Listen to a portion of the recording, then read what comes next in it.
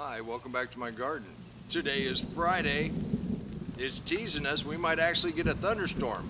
If we do, I'm going to cut this short. Well, we may have to go in the greenhouse and have a talk there. I had no idea that being a weed-free gardener was so controversial. I got scolded twice today. Now here's the deal. I'm coming into my 5th summer with the deep mulch. I did it 1 year without saying anything to anybody. Because trust me, I started my life tilling and hoeing and weeding day after day. And yeah, there's thousands of tree seeds and weed seeds and all sorts of seeds.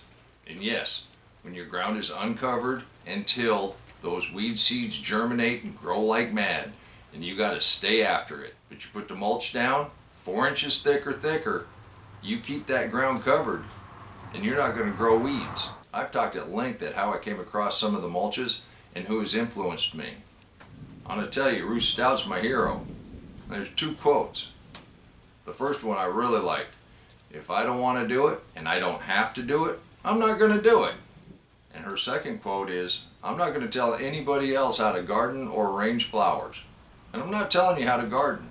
That's why I put out an episode every couple days, if not every day, for quite a long time. I wanted to show you exactly what actually happens out there in the deep mulch.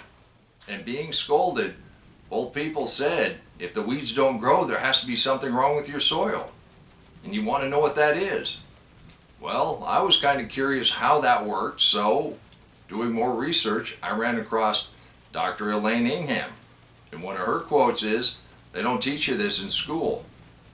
And she's a microbiologist. She has proven to lots of soil scientists that the way they were looking at it was wrong. And I am a PhD, that's post hole digger, so I'm going to try to explain it the best way that I understand. And it has to do with the soil, and the soil are different sized pieces of rock, sand, silt, and clay.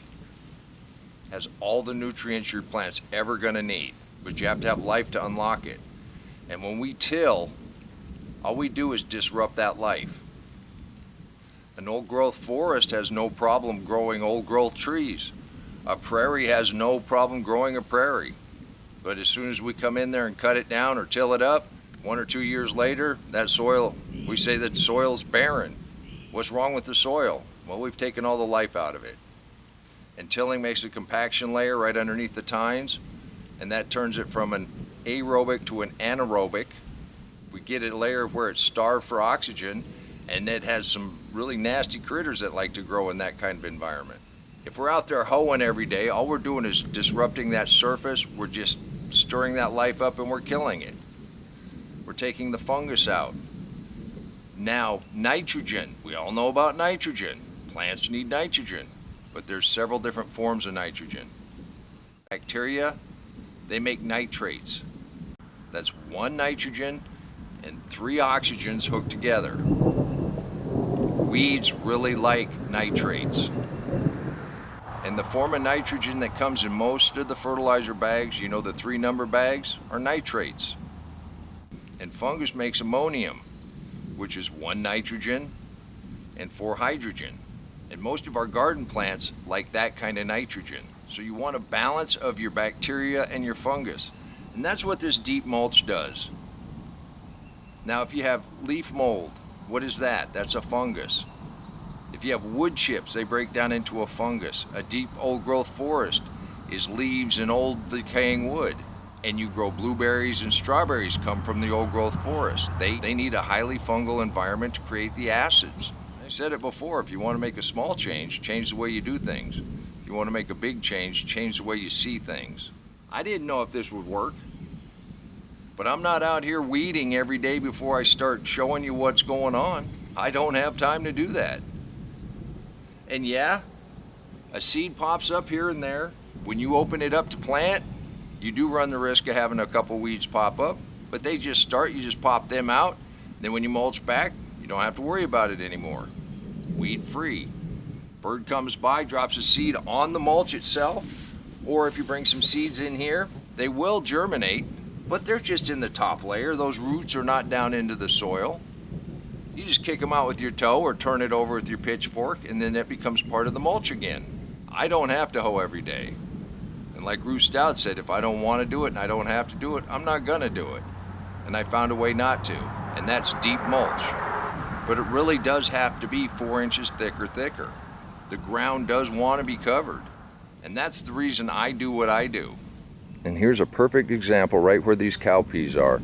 I've not mulched back here. And check this out. I got 1 little piece of grass, 2. That storm is getting close. Now I'm just following after the people that have actually done this. I wish I could say I worked out the science. I just took what everybody else was doing and I couldn't get enough of anything, so I just mixed it all together. And it seems to be working for me.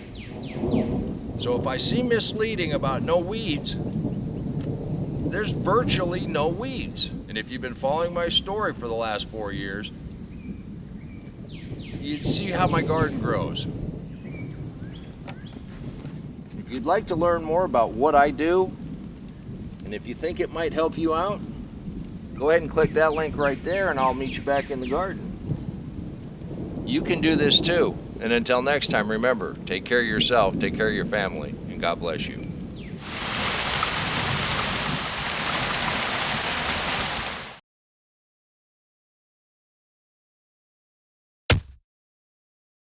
Come on, let's plant. Let's go plant garden.